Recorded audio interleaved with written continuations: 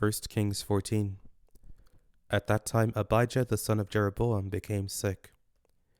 Jeroboam said to his wife, "Please get up and disguise yourself, so that you won't be recognized as Jeroboam's wife. Go to Shiloh. Behold, Ahijah the prophet is there, who said that I would be king over this people. Take with you 10 loaves of bread, some cakes, and a jar of honey, and go to him. He will tell you what will become of the child."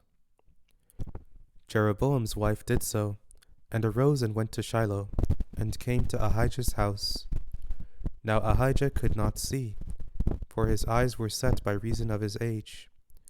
Yahweh said to Ahijah, "Behold, Jeroboam's wife is coming to inquire of you concerning her son, for he is sick. Tell her such and such, for it will be, when she comes in, that she will pretend to be another woman." So when Ahijah heard the sound of her feet as she came in at the door, he said, "Come in, Jeroboam's wife. Why do you pretend to be another? For I am sent to you with heavy news. Go, tell Jeroboam, Yahweh the God of Israel says, because I exalted you from among the people, and made you prince over my people Israel, and tore the kingdom away from David's house, and gave it to you, and yet you have not been as my servant David, who kept my commandments, and who followed me with all his heart, to do that only which was right in my eyes, but have done evil above all who were before you, and have gone and made for yourself other gods, molten images, to provoke me to anger, and have cast me behind your back.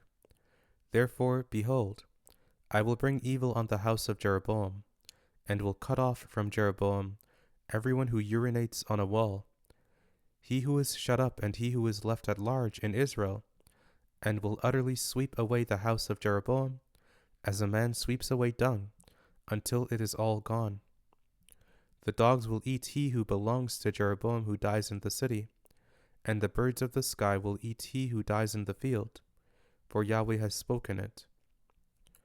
Arise, therefore, and go to your house. When your feet enter into the city, the child will die. All Israel will mourn for him and bury him, for he only of Jeroboam will come to the grave, because in him there is found some good thing toward Yahweh, the God of Israel, in the house of Jeroboam. Moreover, Yahweh will raise up a king for himself over Israel, who will cut off the house of Jeroboam. This is the day. What, even now?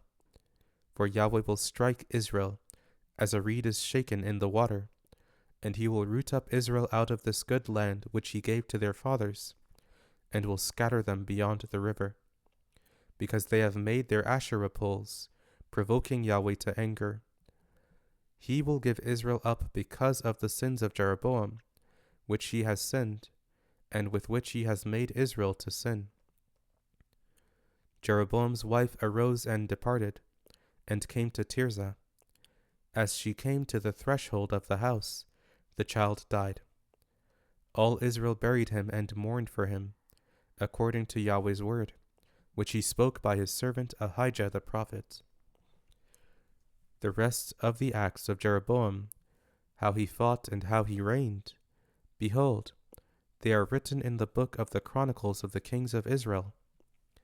The days which Jeroboam reigned were 22 years. Then he slept with his fathers, and Nadab his son reigned in his place. Rehoboam the son of Solomon reigned in Judah. Rehoboam was 41 years old when he began to reign, and he reigned 17 years in Jerusalem, the city which Yahweh had chosen out of all the tribes of Israel, to put his name there. His mother's name was Naamah the Ammonitess.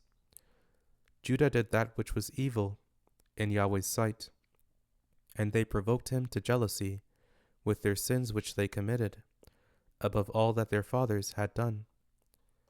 For they also built for themselves high places, sacred pillars, and Asherah poles on every high hill, and under every green tree.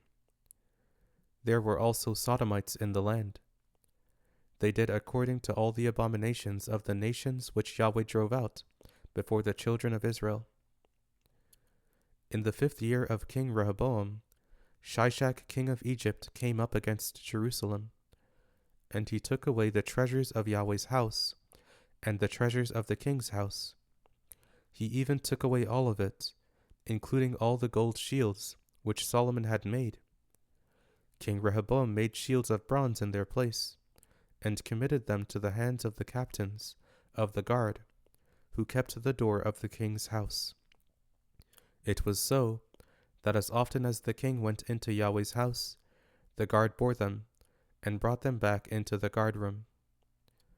Now the rest of the acts of Rehoboam, and all that he did, aren't they written in the book of the Chronicles of the kings of Judah? There was war between Rehoboam and Jeroboam continually. Rehoboam slept with his fathers, and was buried with his fathers in David's city. His mother's name was Naamah the Ammonitess. Abijam his son reigned in his place.